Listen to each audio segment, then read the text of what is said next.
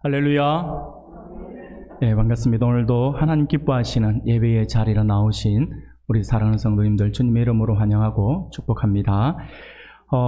늘 드리는 말씀이지만 예배 시간마다 앞에 설 때마다 느끼는 것이 바로 그것입니다. 우리 예배에 참석하는 모든 성도님들 가운데 한 분도 빠짐없이 모두가 오늘 예배를 통하여서 주시는 하나님의 지극하신 그 은혜를 다 받아 누리기를 정말 간절히 바라는 마음으로 매 예배 시간마다 이렇게 인사를 드립니다. 우리 사랑하는 성도는 오늘도 변함없이 부어주시는 하나님의 무한한 그 은혜를 경험할 수 있는 복된 시간이 되기를 소원합니다. 네, 오늘은 우리가 창세기 19장에 있는 말씀을 함께 읽었습니다. 1절부터 11절까지의 말씀을 우리가 함께 읽었는데, 오늘 본문의 말씀을 가지고 우리는요, 다르게 삽시다 라는 제목으로 같이 말씀의 은혜를 잠시 나누고자 합니다. 우리가 보면 사람들이 세상을 살아가는 그런 자세나 태도들을 보면 수많은 사람들이 있는데, 그 모든 사람들의 그 삶의 어떤 모습들이나 그런 자세나 태도가 똑같을 수는 없다라고 하는 것을 우리가 잘 알고 있습니다. 자신의 신념이나 원리에 따라서 살아가기 때문에 사람들마다 사는 모습이 다르게 나타날 수밖에 없는 것이겠죠. 이것은요, 세상 사람들에게만 적용이 되어지는 것은 아니죠. 오늘 예수 그리스도를 믿고 있는 우리 그리스도인들도 마찬가지일 것입니다.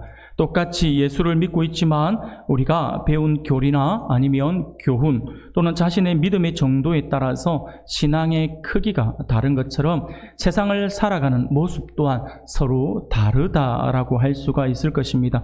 이런 시각에서 볼 때에 오늘날 세상을 살아가는 그리스도인들의 모습을 우리가 한번 보면요, 크게 한 세 부류의 사람으로 나누어서 볼 수 있지 않을까라는 생각이 들어집니다. 첫 번째 유형은요, 기도원형 유형이라고 할 수 있습니다. 기도원형 그리스도인이라고 할 수가 있겠죠.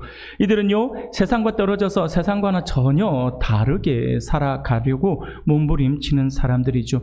쉽게 말하면 이들은 하나님의 말씀을 세상에 적용하여서 세상을 변화시키는 일에는 별로 관심이 없어요. 그냥 내 안에서 하나님의 그 말씀 안에서 나만 잘 살면 되지, 나만 하나님과의 관계 안에서 바르게 살면 되지라고 하면서 은둔 생활을 한다든지 아니면 기도원에 들어가서 늘 기도하는 일에만 이게 신경을 쓰는 그러한 사람들이라고 할 수 있죠. 그저 이 사람들은요, 세상은 악하니까 세상에 적응하려고 하는 사람들이 아닙니다. 그들은요, 세상이 악하기 때문에 세상과는 담을 쌓고 살아야 된다라고 그렇게 생각을 하는 사람들이죠.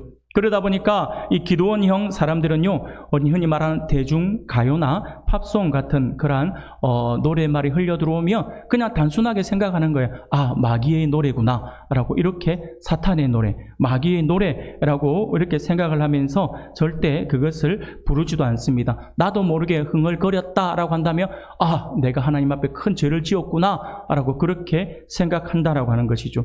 간혹가다 이런 사람들을 보고 누군가가, 이런 사람들은 그러다 보니까 이 노래방이라고 하는 것을 안 가죠. 노래방을 가지 않습니다. 그러다가 혹 누군가의 이끌림에 의해서 막 붙잡아 억지로 데리고 가서 노래방을 가게 되면 이 사람들은 뭐 끌려가서 부르는 노래도요, 그냥 세상의 노래는 마귀의 노래이기 때문에 부르지 않죠. 노래방 가가지고 죄짐 맡은 우리 구주 뭐 이런 거 찾아가지고 이렇게 부르게 되죠. 찬송가나 복음송 같은 것을 이게 불러서 오늘날 우리 젊은이들이 말하는 갑분싸라고 하죠. 갑자기 분위기를 싸하게 만들어서 완전히 다운을 시켜놓습니다. 그러면서 데리고 간 사람들이 아, 우리가 정말 잘못 데리고 왔구나, 이 사람하고는 우리가 절대 이런 데 올 수 없구나 라고 그렇게 생각을 하게 만든다라고 하는 것이죠.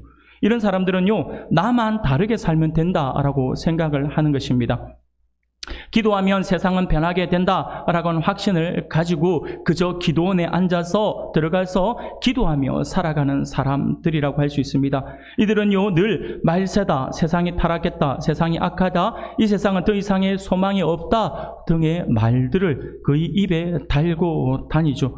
그러면서도 세상이 멸망할 때는 자신은 그렇게 기도하는 사람이니까 구원받을 수 있다라고 하는 확신을 가지고 늘 자신 있게 살아가려고 합니다. 이런 사람들은 외모부터 풍겨져오는 그 풍경부터 달라요. 이 복장부터 굉장히 다르죠. 뭔가 다르다라고 하는 느낌을 받습니다.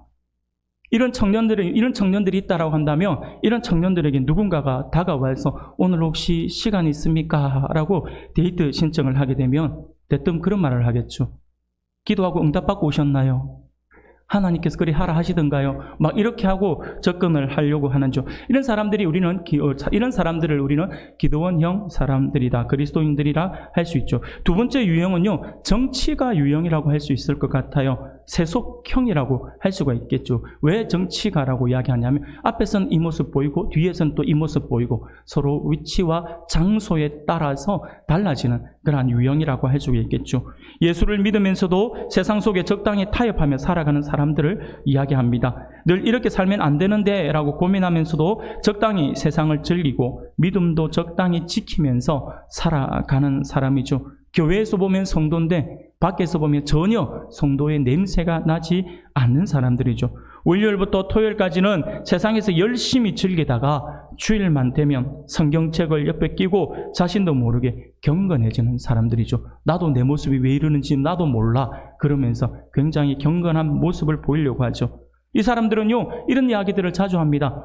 담배는 왜 피우면 안 되는가? 술은 왜 마시면 안 되는가? 성경에 분명하게 술 취하지 말라라고 했지 먹지 말라고는 하지 않았으니까 안 먹고 안 취하면 되지 않겠는가? 라고 하는 그런 이야기들을 하죠. 그리고 그런 반문들을 막 합니다.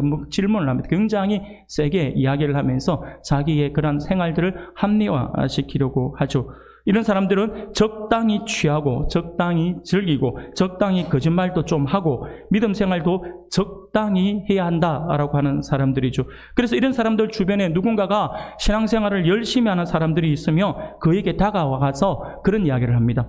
믿는 것도 적당히 해야지 너무 지나치면 피곤하다라고, 이 조언도 아닌데 이런 이야기들을 하면서 마치 조언을 해주는 것처럼 다가온다라고 하는 것이죠. 이 사람들의 특징은요, 어떻게 보면 또 놀라워요. 회개는 정말 잘합니다. 하나님의 말씀이 선포되어서 밤을 때 회개하셔야 합니다 라고 하면 바로 아멘 하면서 회개 잘합니다. 회개는 정말 잘해요. 근데 예배당 안에서 뿐이죠. 예배당 안에서는 회개해요. 근데 예배당 밖에만 나가면 세상 유혹을 이기지 못하죠. 세상 유혹을 물리치지 못해서 언제 그랬냐는 듯이 다시 세상으로 빠져들어가 생활합니다. 그러면서 한쪽으로 생각하는 거죠. 이번 주일도 열심히 또 내가 가서 회개하며 기도하면 되겠지라고 그런 착각을 한다라고 합니다. 그래서 이런 사람들은 계속해서 반복해서 죄를 짓고 말죠. 세상을 살아가는 기준을 보면 성경 말씀이 아닌 세상적인 가치관을 가지고 세상적인 가치관으로 세상을 살아가는 그러한 유형의 사람들이라고 할 수 있습니다. 세 번째 부류의 사람은요, 선교사형 그리스도인이라고 할 수가 있을 듯합니다. 일명 소금과 빛의 삶을 살아가는 사람들이라고 하겠죠. 세상 속에 살면서 세상에 영향을 주고 세상을 변화시키려고 하는 적극성을 가지고 있는 사람들이라 할 수 있습니다. 이들은 세상과 더불어 살지만 그렇다고 세상과 타협하는 사람이 아닙니다. 절대 타협하지 않습니다. 세상과 어울리되 우리가 세상 속에서 살아가되 세상을 따라가는 것이 아니라 오히려 세상의 영향력을 행사하면서 세상을 변혁시켜 나가려고 하는 사람들이라고 할 수 있겠죠. 이런 사람들을 우리는 선교사형 그리스도인이라고 할 수가 있습니다. 이런 사람들은요, 이런 사람들이 세상을 살아가는 기준은 조금 전에 세속적인 사람들은요, 자기의 가치관이라고 했잖아요. 근데 이런 사람들이 세상을 살아가는 기준은요, 하나님의 말씀이에요. 하나님의 말씀으로 살아갑니다. 그래서 늘 항상 고민하죠. 어떤 고민을 하냐면 어떻게 살아가는 것이 하나님의 말씀대로 살아가는 것인가? 어떻게 사는 것이 하나님을 기쁘시게 하는 삶일까? 어떻게 하는 것이 과연 하나님의 말씀에 맞는 삶인가라고 하는 것을 고민하면서 늘 그렇게 살아가고자 발버둥치면서 몸부림치면서 살아가는, 노력하는 그러한 사람들이 바로 선교사형 그리스도인이라고 할 수가 있습니다. 우리가 전체적으로 볼 때에 이 세 부류의 종류로 그리스도인들을 우리가 나누어서 볼 수가 있습니다. 사랑하는, 우리 성도 여러분, 우리가 가끔 우리 주변을 돌아보면요, 죄를 짓지 않기 위해서 예배당 안에만 머물러 있으려고 하는 사람들이 많아요. 기도원만 찾아가고 어디 집회만 하면 집회만 찾아가려고 하죠. 삶을 내팽개치는 거죠. 가정도 돌보지 않고 삶의 현장에서도 돌보지 않고 자기의 삶을 이렇게 돌아보지 않고 오직 기도하는 일에, 오직 예배하는 것에, 오직 기도원에 들어가서 또 아니면 어디 집회에 가서 가고자 하는 사람들, 그런 사람들을 우리가 주변에서 보게 됩니다. 여러분, 과연 그것이 하나님께서 우리를 부르신 부르심의 참 의미일까요? 그렇게 해서 세상의 빛과 소금의 역할을 우리가 감당할 수 있을까요? 주님은요, 우리에게 말씀하실 때 너희는 그냥 빛이다, 너희는 그냥 소금이다라고 말씀하지 않으셨어요. 주님께서 우리에게 말씀을 하실 때 너희는 소금이다, 빛이다라고 말씀을 할 때 너희는 세상의 소금이다, 세상의 빛이다 라고 말씀을 하셨는데, 이렇게 너무나도 많은 사람들이 착각을 해요. 세상에서 소금으로 살아가고 세상에서 빛으로 살아가야 하는데 교회에서 빛으로 살아가고 교회 안에서 소금으로 살아가려고 하는 사람들이 너무 많다라고 하는 것이죠. 다 똑같은데, 똑같은 빛을 받고 있는 사람들인데 거기에 가서 빛을 비추려고 하는 거예요. 아닙니다. 주님은 우리에게 분명히 말씀하시죠. 세상의 빛이고 세상의 소금이라고 말씀을 하고 있습니다. 사랑하는 여러분, 당연히 기도원형 그리스도인은요, 세상을 변혁시키지 못합니다. 예배당 안에만 머물러 있으려고 해서는 안 됩니다. 예배당 밖에서 세상과 적당히 타협하면서 살아서도 안 됩니다. 세속형 인간이죠. 세속적인 그런 그리스도인의 모습도 절대로 세상을 변화시키지 못합니다. 세상 가운데 살면서 세상에 영향을 끼치며 세상을 변화시켜야 한다라고 하는 것이죠. 바로 빛과 소금, 선교사형 그리스도인이 될 때에 우리는 세상을 변화시킬 수가 있다라고 하는 것이죠. 그것이 우리 주님께서 우리를 불러주신 부르심의 참 의미다라고 하는 것을 우리가 기억해야 할 것입니다. 사랑하는 여러분, 우리는 소돔과 고모라 땅이 멸망한 이유를 우리가 지난주에도 우리 계속해서 살펴봐서 우리가 잘 알고 있습니다. 이미 창세기의 말씀을 우리가 잘 알고 있기 때문에 잘 알고 있습니다. 소돔과 고모라가 멸망한 것은 어떻게 보면 그 죄악이 너무나도 크기 때문이다 라고 이야기할 수 있지만, 다른 의미에서 보면요, 소돔과 고모라는요, 기도하는 의인 10명이 없기 때문에 망했다라고 해도 과언은 아니다라고 하는 것이죠. 하나님께서 그 10명만 있어도 벌하지 않겠다라고 약속하셨잖아요. 결국은 그 의인 10명이 없어서 망한 것이잖아요. 그것이 근본적인 원인이었어요.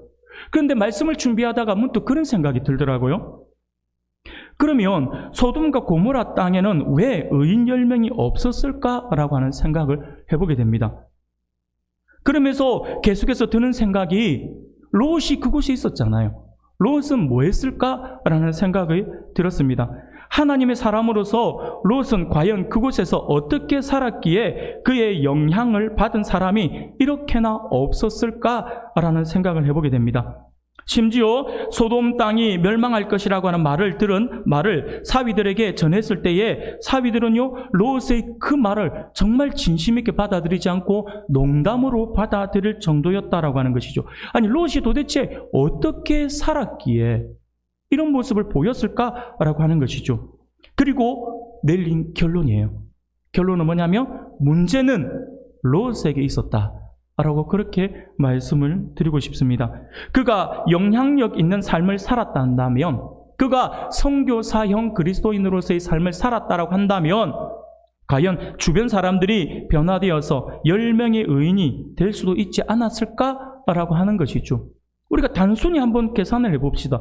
단순 계산만 해봐도요, 롯과 롯의 아내, 그 롯의 두 딸, 그리고 그 사위들만 하더라도 몇 명입니까? 6명이에요. 6명. 그 6명에, 그리고 6명만 있는 것이 아니라 롯은 부자였어요. 거부였어요. 그렇기 때문에 이미 그 땅에서도 유력 인사예요. 거부예요. 그렇다면 롯이 데리고 있는 종이나 하인들도 많았다라고 하는 것이죠. 결국 여러분 생각해 보십시오. 롯이 아브라함과 헤어졌던 이유가 뭐예요? 재산 때문이었어요. 재산들, 그 양들을 치기가 어렵다. 그래서 자기의 그 목자와 그리고 아브라함의 목자가 싸웠잖아요. 그러니까 결국 롯에게도 종이 많았다라고 하는 거예요. 그런데 왜 이 6명, 자기 가족들만 하더라도 6명이고, 그리고 그 외에 사람들이 있었음에도 불구하고 왜 롯은 그들을 인도해내지 못했을까라고 하는 거죠. 창세기 19장 12절에 보면 오늘 우리는 11절까지 말씀을 보았는데 12절에 보면 이렇게 말씀을 해요. 그 사람들이 롯에게 이르되 이 외에 내게 속한 자가 또 있느냐? 내 사위나 자녀나 성중에 내게 속한 자들을 다 성 밖으로 이끌어내라 라고 말씀을 하죠. 여러분, 이 말씀에서 여러분들이 어떤 말씀에서 무엇이 보여집니까? 천사들이 롯에게 소돔 땅의 심판을 피하라고 하면서 뭐라고 이야기합니까? 내게 속한 자들을 다 성 밖으로 이끌어내라 라고 지금 그렇게 이야기하고 있습니다. 지금 천사들도 알고 있어요. 무엇을 알고 있냐면 롯이 소돔 땅에서 유력 인사였기 때문에 어느 정도 영향력이 있어서 그를 따르는 사람들이 있었다라고 하는 거죠. 하다못해 롯이 조금 전에도 말씀드린 것처럼 유력 인사이고 그리고 부유했기 때문에 자기의 집에서 부리는 종들도 있었다라고 하는 것이죠. 그런데 그들도 데리고 나오지 못했다라고 하는 거죠. 종들조차도 데리고 나오지 못했다라고 하는 것이 참으로 안타깝습니다.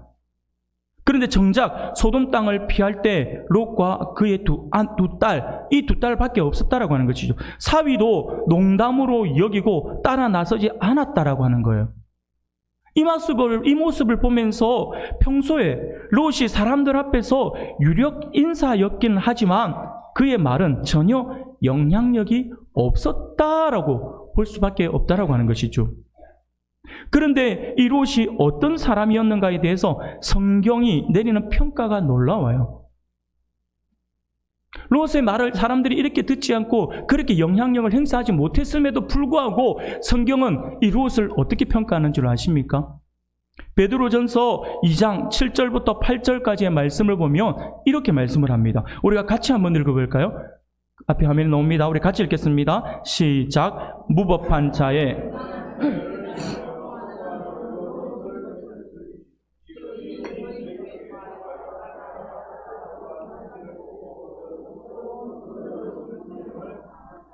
아멘. 사랑하는 여러분, 성경이 지금 롯을 어떻게 평가하고 있습니까? 롯을 의로운 사람이라고 지금 평가하고 있는 거예요. 롯을 의로운 사람이라 평가를 한다. 그러면 우리가 한 가지 생각해 볼 수 있겠죠. 롯이 의로운 사람이라고 성경에서 평가할 정도면 대단한 사람이라고 우리가 생각을 해볼 수 있는데, 그러면 그렇게 의로운 사람인 롯이 왜 자신의 이익을 찾아서 자신을 길러주고 지켜준 아브라함을 내팽개치듯이 떠났지? 라는 생각을 하게 되는 거죠. 그런데 그렇게 했던 사람이 과연 의롭다고 평가받을 수 있는가? 오늘 본문에서도 등장하는데 이 소돔 사람들이 어마어마하게 벌떼처럼 달려와서 막 폐악을 행하려고 할 때에 어떻게 합니까? 말도 안 되는 제안을 하고 있잖아요. 그런데 그런 사람이 어떻게 의롭다라고 평가를 받는 거지? 라고 하는 거죠. 사랑하는 여러분, 그런데 여기서 아주 중요한 사실을 우리가 하나 기억해야 합니다. 그게 뭐냐면 하나님께서 우리를, 오늘 롯뿐만 아니라 우리들을 평가할 때에 우리를 의롭다라고 불러주시는 것은 있잖아요. 우리의 행위 때문이 아니다라고 하는 거예요. 우리가 의로운 삶을 살고 있기 때문에 하나님께서 우리를 의롭다라고 이야기를 하고 그렇게 평가를 해주시는 것이 아니다라고 하는 것이죠. 우리가 의롭게 행동하기 때문에 하나님께서 우리를 의롭다라고 하는 것이 아니라 우리가 하나님을 믿기 때문이에요. 하나님을 믿기 때문에 우리를 의롭다 해주시는 거예요.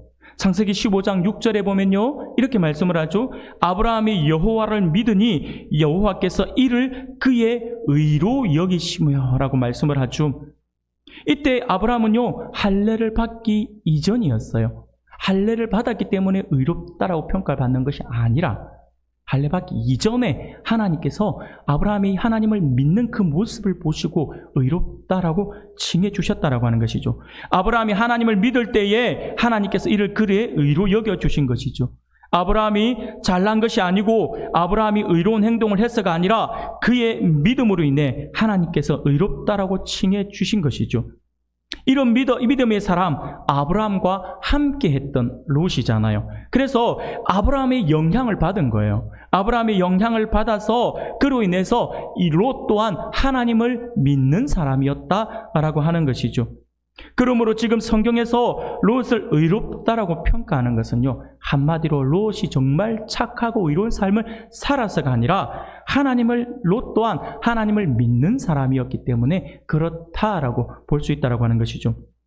오늘 우리로 치면 예수 그리스도를 믿고 있는 그러한 그리스도인이었다라고 하는 것이죠. 그러기에 성경은요, 롯을 의로운 사람이라고 이렇게 칭해주고 있다라고 하는 것이죠. 곧 우리 또한 우리가 예수님을 믿고 있기 때문에 우리 또한 하나님께서 우리를 의롭다라고 말씀해 주신다라고 하는 것이죠. 바로 칭의라고 말씀을 하죠. 우리를 의롭다라고 칭해 주십니다. 그것은요, 우리가 잘나서 그런 것이 아니라 우리가 예수님을 믿기 때문이다라고 하는 사실을 기억할 수 있기를 바랍니다. 그런데 문제는 롯이 하나님을 믿어서 의로운 사람이긴 했지만 문제는 뭐냐면 그의 삶에는 전혀 믿는 사람으로서의 영향력을 발하지 못했다라고 하는 것이 우리의 마음을 너무나도 힘들게 한다라고 하는 것입니다. 롯의 말은 다른 사람들에게 권위가 없었고 신뢰도 없었다라고 하는 것이죠. 오히려 무시를 당했습니다. 너무나도 대조적인 것 같아요. 아브라함의 종들은요, 목숨을 걸고 아브라함을 따라 나가서서 전쟁에 나아가서 승리를 하고 돌아오죠. 그런데 롯의 종들은요, 전혀 롯을 따르지 않고 있다라고 하는 것이죠. 롯의 말을 제대로 귀담아 듣지 않고 있다라고 하는 것이죠. 주인의 문제였다라고 하는 것이죠. 그래서 제가 롯에게 문제가 있다라고 말씀을 드린 겁니다. 한마디로 롯은요, 자기 자신만 믿음을 지키는 의인이었다라고 하는 것이죠. 그러니 영향력이 전혀 없는 것은 당연한 겁니다. 자기밖에 모르니까요. 오늘 본문 19장 1절을 우리가 보면 이렇게 말씀을 하죠. 저녁 때에 그 두 천사가 소돔에 이르니 마침 롯이 소돔 성문에 앉아 있다가 그들을 보고 일어나 영접하고 땅에 엎드려 절하며 라고 말씀을 합니다. 여기서 우리가 주목해야 할 것은요, 롯이 조금 전에도 계속 제가 말씀을 드리는 것처럼 롯이 영향력을 발할 만한 위치에 있었다라고 하는 것을 분명히 보여주고 있어요. 롯은 이 소돔 땅의 유지였어요. 많은 학자들이 롯을 소돔 성 안의 재판관의 직분을 가진 여러 지도자 중 한 사람으로 보고 있는데 그 근거가 무엇이냐니까 지금 소돔 성문에 앉아 있었다라고 하는 것이 그 근거입니다. 구약시대에 전에도 말씀을 드린 것처럼 성문이라고 하는 것은요, 굉장히 중요한 자리였어요. 성문에 앉아 있다라고 하는 것은요, 아무나 앉아 있는 것이 아닙니다. 재판관들이 모여서 사람들의 시비를 가려주고 상업상의 문제를 해결해 주던 자리가 바로 이 성문이었어요. 그런데 그 성문에 롯이 앉아 있었다라고 하는 표현으로 볼 때 롯은요, 결코 평범한 사람은 아니었다라고 하는 것이죠. 소돔성에서 어느 정도 영향력을 발할 수 있는 지도자 중에 한 사람이었다라고 하는 것입니다. 그런데 그런 롯은 다른 사람에게 영향을 주지 못했다라고 하는 것이죠. 다른 사람을 변화시키지 못했습니다. 롯이 돈이 없어서 영향력을 발하지 못했습니까? 아니죠. 그는 거부였어요. 아브라함과 갈라진 것도 조금 전에 말씀드린 것처럼 소유의 많음 때문이었잖아요. 그리고 그의 지위 또한 영향력 있는 지위 속에 있었다라고 하는, 높은 지위를 가지고 있었다라고 하는 것이죠. 사랑하는 우리 성도 여러분, 분명히 우리가 기억해야 할 것이 있습니다. 크든 작든 어느 공동체의 지도자의 위치에 있는 사람에게는요, 그 영향력으로 작게는 그 공동체, 그리고 더 나아가서는 세상을 바꾸고자 하는 그러한 책임이 있어야 한다라고 하는 것이죠. 지도자는요, 반드시 영향력이 있어야 합니다. 그래서 그 공동체를 변화시켜 줄 수 있어야 되고, 더 나아가서 그 변화시킨 영향이 세상으로 흘러 들어가게 할 수 있어야 한다라고 하는 것입니다. 수많은 사람들이 자신의 지위가 올라가면 올라갈수록 내가 누려야 할 것이 많아서 좋다, 이것만 생각하는 사람들이 너무나도 많아요. 그래서 자꾸 높은 자리만 바라본다라고 하는 것이죠. 그런데 높은 자리일수록 책임이 크다라고 하는 사실을 우리가 분명히 기억해야 할 것입니다. 나의 지위가 올라가면 올라갈수록 그 책임이 커지며 또한 따르는 사람들 앞에 영향력을 끼치는 그러한 사람이 되어야 한다라고 하는 것이죠. 여러분, 나만 깨끗하게 살고 나만 거룩하게 살려고 하면 안 됩니다. 특히 우리 그리스도인들은요. 나 혼자 잘 살고자 하면 안 됩니다. 나로 말미암은 영향력이 주변 사람들에게 도전을 주고 변화를 일으켜야 됩니다. 여러분, 나만 하나님을 믿고 의인이 되어서는 절대 안 됩니다. 나로 말미암아 다른 사람들도 하나님을 믿고 의인이 되는 역사가 있어야 되는데, 많은 사람들이 나만 의인으로 남아 있으려 하기 때문에 우리 땅에, 우리나라에 그렇게 많은 그리스도인이 있음에도 불구하고 세상이 변하지 않는 거예요. 예수 믿는 사람이 작아서가 아니에요. 대부분의 예수 믿는 사람들이 나만 잘 믿으면 된다라고 생각을 하고 있기 때문에 세상은 변하지 않고 있습니다. 백범 김구 선생님을 여러분들은 잘 알고 계실 겁니다. 우리 김구 선생님은요, 생전에 기독교 잡지에 이런 글을 남긴 적이 있어요. 나는 그리스도인인 고로 거짓 없는 내 양심은 내 죽음을 초월하고 나라를 사랑하였습니다. 내가 만일 어떤 자의 총에 죽는다면 그것은 한 알의 밀알이 땅에 떨어져 많은 열매를 맺듯 이 나라에 많은 애국자를 일으킬 것입니다. 눈물과 피로 우리들이 갈망하는 조선을 하나님의 나라로 세워봅시다 라고 하는 글을 한번 기고한 적이 있습니다. 신실한 기독교인이었던 이 백범 김구 선생님이 진정으로 원하는 것은요, 독립 이상의 것이었습니다. 그는 늘 나의 소원은 독립이, 자주 독립이라고 그렇게 말씀을 하고요, 그렇게 외쳤잖아요. 근데 김구 선생이 진짜 원했던 것은 독립 이상의 것이었던 것이죠. 기도와 눈물과 피로 이 나라를 하나님의 나라로 세우는 것이었다라고 하는 것이죠. 이 나라의 소망은 하나님밖에 없다라고 하는 것을 알고 있었기 때문에 그렇게 이야기했던 것입니다. 이 문구를 보면서 문득 그런 생각이 들어요. 김구 선생님은 자신이 저격당할 것을 미리 예견하셨던 것 아닌가라는 생각을 해보게 됩니다. 결국 그렇게 되었죠. 그것은요, 한 알의 밀알이 땅에 떨어져 많은 열매를 맺는 것처럼 이 나라를 사랑하는 수많은 애국자가 일어날 것이고 결국 하나님의 나라를 세우는 일 가운데 한 부분이 될 것이다라고 했죠. 결국 이 이야기대로 김구 선생이 돌아가시고 난 뒤에 얼마나 많은 애국자들이 나타나고 이 나라를 살리기 위해 얼마나 많은 젊은이들이 피를 흘렸습니까? 그리고 힘들고 어려울 때마다 온 국민이 힘을 모아서 나라를 살리는 일에 앞장을 섰지 않습니까? 얼마나 많은 우리 기독교인이 늘어나고 얼마나 많은 하나님의 백성들이 생겨났습니까? 하나님의 나라로 바뀌어 나가는 모습들을 보았는데 지금은 너무나도 안타까운 모습으로 바뀌고 있는 것 같아서 너무나도 더 안타까운 마음이 드는 것 같습니다. 사랑하는 성도 여러분, 우리가 예수 믿는 사람이죠. 우리가 예수 믿는 사람이에요. 우리에게 예수님이 있잖아요. 그러므로 김구 선생님이 말씀하셨던 것처럼 우리나라 대한민국을 하나님의 나라로 세워가는 일에 우리의 힘을 모아야 하지 않을까요? 우리는 그 일 때문에 부르심을 받았다라고 하는 것입니다. 나라가 소돔과 고모라 같아서 타락하고 정치인을 보면 한숨만 나온다며 무슨 소망이 있냐며 앞으로 소망이 없다라고 여기저기서 말들을 하지만 그럼에도 불구하고 우리는 소망을 품고 이 나라를 변화시키는 그 일에 우리의 힘을 모아야 할 것입니다. 우리나라 대한민국이 하나님의 나라가 될 수 있도록 우리 함께 헌신해야 할 것입니다. 아니, 그것이 우리의 지금 형편과 우리 처지로 가당한 말인가? 라고 의문을 제기할 수 있고 그렇게 물어볼 수도 있겠죠. 아이, 목사님 말도 안 되는 그런 소리, 지금 우리나라 형편에 이 말이 됩니까? 강단에서 그렇게 함부로 이상한 소리를 하시면 됩니까? 라고 이렇게 생각하는 사람들이 있을 수 있겠죠. 그런 의문을 가질 수도 있습니다. 물론 어렵습니다. 우리의 힘이 너무나도 미약하기 때문에 나라를 변혁시킨다라고 하는 것은 결단코 쉽지 않습니다. 어렵습니다. 그런데 여러분, 아주 재밌는 게 있죠. 바로 여러분 혹시 이 용어를 들어보신 적이 있습니까? 나비 효과라고 하는 말을 한번 들어본 적이 있습니까? 나비 효과라는 말이 있어요. 이것은요, 나비의 작은 날개짓처럼 미세한 변화, 작은 차이, 사소한 사건이 추후 예상하지 못한 엄청난 결과나 파장으로 이어지게 되는 그 현상을 말합니다. 이것은요, 과학 이론이지만 사회 현상을 설명하는 광범위한 용어로도 사용되고 있는 그러한 이야기입니다.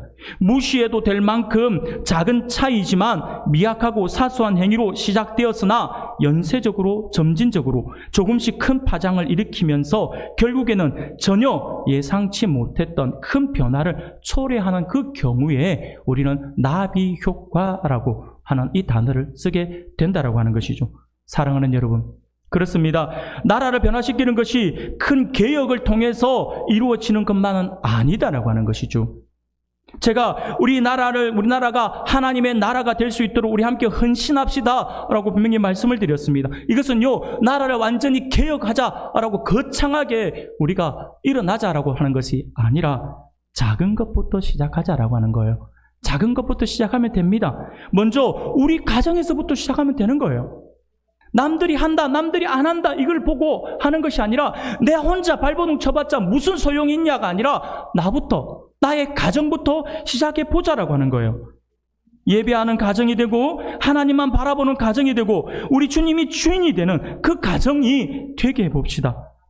믿지 않는 가족들을 전도해서 우리 가정에서 믿음의 예배를 드리는 가정이 되게 해달라고 기도하며 전도해보자라고 하는 거죠. 또한 믿음의 가정이라고 하는 명패만 있고 그 믿음의 가정에서 실현되고 그 믿음의 가정이란 말을 하면서 그 믿음이 실현되어지고 있지 않다라고 한다면 나부터 변화해서 믿음의 모습을 바로 세워 갑시다.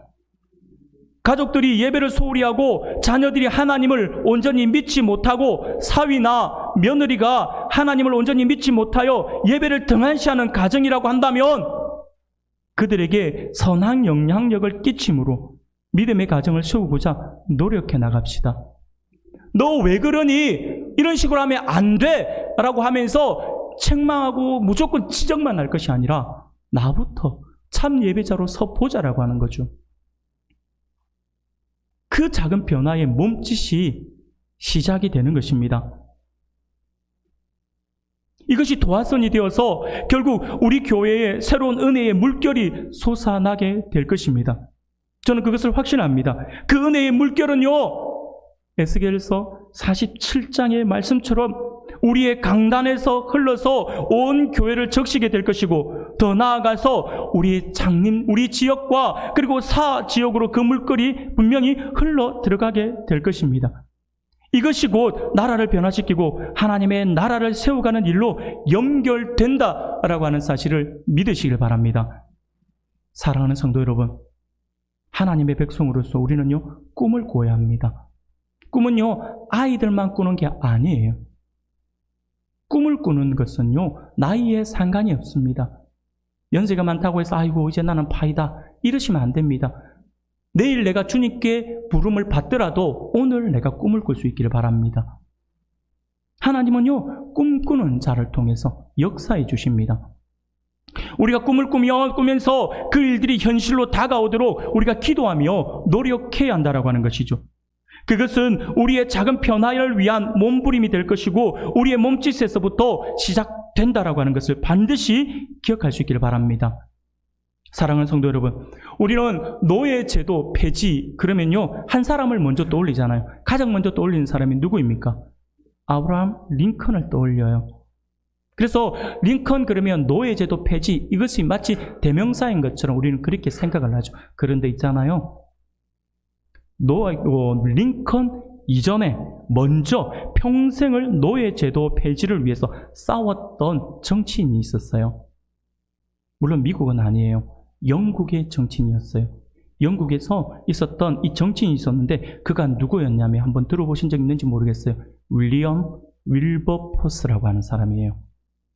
윌리엄 윌버포스라고 하는 사람인데 이 윌버포스는요, 20대에 예수 그리스도를 영접하고 나서 그가 꿈을 꿔요. 꿈을 꾸고 그리고 비전을 가져요. 하나님께서 주신 비전을 가지고 그가 결심을 합니다. 어떤 결심을 하냐면 기독교적이지 않다라고 생각되는 이전의 모든 습관들을 버리는 거죠. 쉽게 말씀을 드리면 하나님의 말씀에 저해되는 나의 행동들이 있었다면 나는 그것을 다 버리겠습니다라고 작심을 하는 거죠. 그러면서 그는요, 하나님께서 나를 정치가로 부르셨는데 정치가로서 내가 감당해야 할 일이 두 가지가 있다라고 선포를 해요. 그 두 가지가 무엇이냐면 바로 노예 제도를, 하나님께서 기뻐하지 않는 이 노예 제도를 폐지하는 일이고, 두 번째는요, 잘못된 법들을 개혁해 나가는 일이다 라고 하는 것을 선포하면서 이것이 내가 해야 할 일이라 라고 외치면서 하나님을 의지하고, 이 당신은 대영 제국이라고 했잖아요. 해가 지지 않는 나라, 대영 제국이라고 했어요. 대영 제국의 악법과 싸워 나가기 시작합니다. 의회에서 연설할 때도 노예 제도를 폐지해야 됩니다. 노예 무역을 폐지해야 됩니다. 이것은 하나님의 법이 아닙니다 라고 외쳤던 사람이 바로 이 윌버포스였어요. 그렇게 노력하던 윌버포스는요, 1789년에 의회에서 처음으로 노예 제도 폐지 법안을 제출합니다. 그러나 그것은요, 보기 좋게 부결되고 맙니다. 코웃음 친 거죠. 말도 안 되는 소리 하고 있네. 노예가 없으면 니 어떻게 살래? 이렇게 되는 거죠. 노예가 우리에게 벌어다 주는 이 엄청난 재산이 얼마인데 이것을 포기하란 말인가? 라고 하는 거죠. 그렇게 해서 결국 부결되고 맙니다. 이에 굴하지 않고 윌버포스는요, 노예 무역 폐지를 위해서 끊임없이 싸워 나갑니다. 자신과 뜻을 함께하는 사람들을 모아서 단체를 만들고 끊임없이 악법과 싸워 나갑니다. 수많은 위협과 목숨을 위협하는 그런 협박들이 엄청나게 많았어요. 그럼에도 불구하고 그는 굴하지 않았어요. 왜? 하나님이 기뻐하시는 것이 무엇인지 알았으니까요. 결국 어떻게 되었냐면 1807년에 대영 제국의 대서양 횡단 노예 무역을 폐지하는 노예 무역법이 통과되고 맙니다. 근데 문제는 뭐냐면요, 노예 무역만 금지가 되었지 노예 제도는 그대로 남아있는 거죠.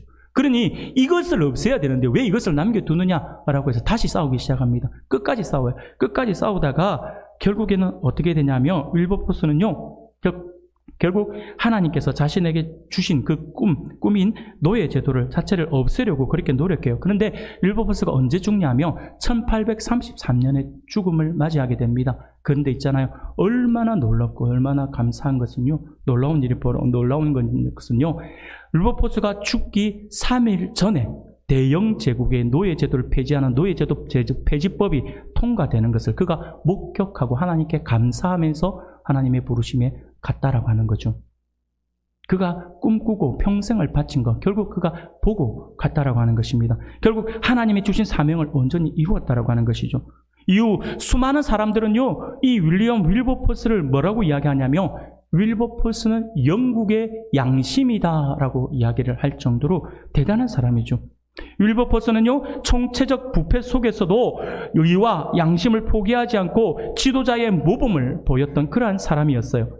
내가 지도자로서 해야 될 일은 무엇인가? 잘못된 것은 개혁되고 부정한 것은 바뀌어야 한다. 나는 그 일을 위해 헌신하는 정치 지도자가 될 것이다 라고 결정하고 평생을 그렇게 쓰임받았던 사람이 바로 윌리엄 윌버포스라고 하는 사람입니다. 사랑하는 성도 여러분, 우리는 세상을 적당히 살아가는 사람들이 되어서는 안 됩니다. 그리스도인들은요, 세상을 적당히 살아서는 안 됩니다. 하나님께서 우리를 축복하셔서 영향력 있는 위치 또는 지금의 자리에 있게 하신 이유는 하나님의 이름으로 개혁하여서 이 나라를, 우리 공동체를, 그리고 우리 가정을 하나님의 나라가 되게 하라라고 하는 것입니다. 그러나 롯은요, 그 자리를 활용하지 못했습니다. 오늘 본문에서 롯이 그랬다라고 하는 것이죠. 이름뿐인 지도자였다라고 하는 것이죠. 나만 죄짓지 말아야지, 나만 깨끗하게 살아야지, 나만 예배 잘 드리면 되지라고 하는 생각을 가졌던 사람이라고 할 수 있습니다. 그리고 또한 이 롯은요, 적당히 타협하며 살았던 사람이라고 할 수 있습니다. 롯이 지나가는 나그네를 보고 집으로 모셔와서 대접을 했어요. 이것은요, 롯이 정이 많고 또 남을 잘 대접하는 사람이었다라고 하는 것을 볼 수 있어요. 롯의 심성은 나쁘지 않았다라고 하는 것으로 볼 수 있어요. 하나님을 믿는 사람으로서 이렇게 보이는 것은요, 참 좋다라고 할 수 있어요. 문제는요, 이들이 온 것을 알고 소돔 남자들이 벌떼처럼 지금 몰려들었잖아요. 몰려와서 이들을 내놓으라고 소동을 부릴 때에 롯이 보였던 반응이에요. 이 반응은요, 가히 충격적이죠. 충격적인 반응을 보입니다. 그가 의로운 사람이라고 평가받았던 사람인데 그 무리들이 와서 무엇이라고 이야기합니까? 그 사람들을 내어놓아라. 우리가 그들을 상관하겠다라고 이야기를 하죠. 여기서 상관으로 해석된 히브리어 원문을 보면요, 야다라고 하는 단어예요. 이 야다라고 하는 의미가 어떤 의미냐면 체험을 해서 안다라고 하는 거예요. 그러니까 안다의 단어가 이 야다인데, 이 야다는 단순하게 그냥 내가 뭐 이름만 안다 이 정도가 아니에요. 이 정도가 아니라 내가 체험을 해서, 경험을 해서 알고 그를 이해한다, 이런 의미예요. 그러니까 지금 이 무리들이 와서 하는 이야기가 우리가 그들을 상관하겠다라고 하는 것은 우리가 그들을 알고 싶다, 단순한 알고 싶다가 아니에요. 경험을 통해 상대방을 아는 것을 이야기하고 있기 때문에 그들이 지금 상관하겠다라고 하는 것은요, 집단으로 몰려와서 집단으로 성폭행하겠다라고 하는 거죠. 말이 안 되는 거예요. 이 어떻게 한 동네에, 성 안에 거의 모든 남녀는 아니네요. 이 모든 남자들이 모여가지고 지금 달려와가지고 이게 당연하다는 듯이 이렇게 지금 막 요구를 하고 있는 거예요. 그러면 이 이야기를 들었을 때 롯이 당연히 엄청난 반응을 보여야 되는데 롯의 말은요, 너무나도 충격적입니다. 8절이죠. 오늘 보면 8절에 보면 이렇게 이야기합니다. 내게 남자를 가까이 하지 아니한 두 딸이 있노라. 청하건대 내가 그들을 너희에게로 이끌어 내리니 너희 눈에 좋을 대로 그들에게 행하고 이 사람들은 내 집에 들어왔은즉 이 사람들에게는 아무 일도 저지르지 말라라고 이야기를 합니다. 남자를 가까이 아니한 두 딸이 내게 있으니까 그 두 딸을 너희에게 줄 테니 마음대로 하고 이 사람들에게는 아무 일도 저지르지 말라라고 지금 타협안을 제시하고 있다라고 하는 것이죠. 참으로 어처구니 없는 모습 아닙니까? 아니, 지금 그러지 말라라고 호통을 치고 쫓아버려도 시원치 않은 분위기에서 호통을 치기는 그냥 오히려 그들 편에 서서 타협을 한다라고 하는 말이 무슨 말이에요? 너희들을 이해한다 이 말이에요. 너희들 그렇게 뭐 흥분해가 이러는 건 내가 다 이해하겠다. 그런데 이 사람들은 내 손님이지 않느냐. 그러니까 그러지 말라라고 이야기를 하는 거예요. 이 말도 어떻게 그게 이해가 되냐고요.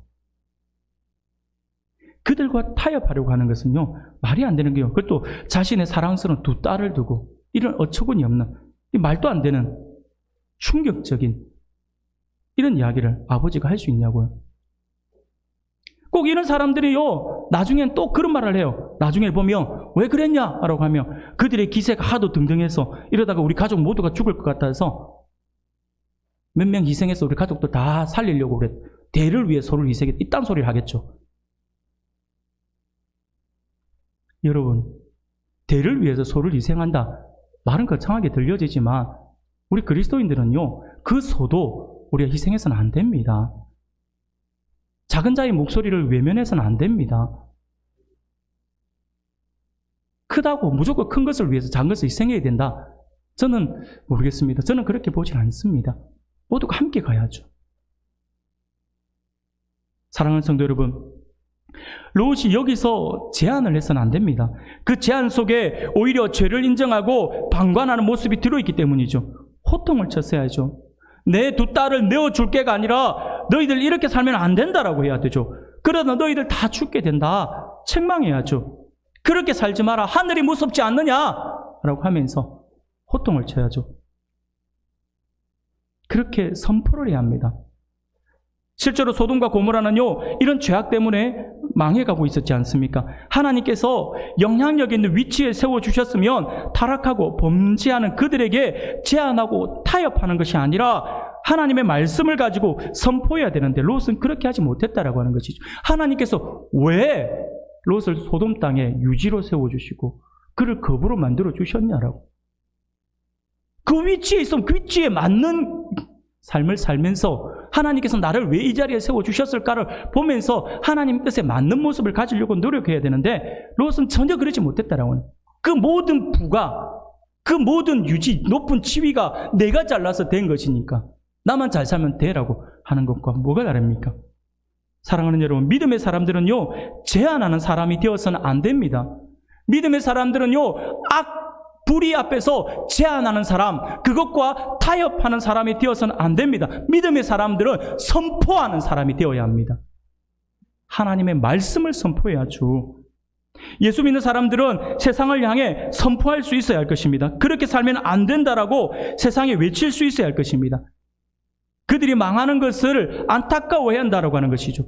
그러면서 삶으로 보여주어야 합니다. 사랑하는 성도 여러분, 오늘 오전에 하나님께서 우리에게 주시는 말씀을 기억할 수 있기를 바랍니다. 우리는 분명 다르게 살아야 합니다. 그리스도인이니까요. 하나님께서 우리를 불러주셨으니까요. 우리는 다르게 살아야 합니다. 세상에 살아가는 방식으로 살아서는 안 됩니다. 물론 지금 세상과 담을 쌓고 살아가라 라고 하는 의미가 아닙니다. 우리는 세상이 말하고 있는 그 가치관과 세계관을 가지는 것이 아니라 하나님께서 주시는 그 말씀을 기준으로 한 하나님께서 우리에게 주시는 가치관과 기독교 세계관을 가지고 세상을 바라보아야 한다라고 하는 것이죠. 그리고 삶으로 하나님의 백성들이 어떻게 사는 것인지를 분명히 보여주어야 합니다. 그래야만 그런 우리들을 통해서 세상이 도전을 받게 되어 있습니다. 우리 주님은요, 우리를 향해 분명히 말씀합니다. 너희는 세상의 소금이다. 세상의 빛이다. 라고요. 그러므로 우리는 세상에서 소금처럼 빛처럼 살아가야 할 것입니다. 그렇게 할 때에 세상은 우리를 통하여 도전을 받게 될 것이고 또 변화하게 될 것입니다. 사랑하는 성도 여러분, 아무쪼록 이 말씀을 기억하면서 우리 모두 하나님 앞에서 이렇게 세상과 분명한 구별된 삶을 통하여 주어지는 영향력 있는 그러한 삶을 통하여 하나님을 더욱더 기쁘시게 하고 각자의 위치에서 또 귀하게 쓰임받는 우리 모든 성도님들이 다 되시기를 주님의 이름으로 축원합니다.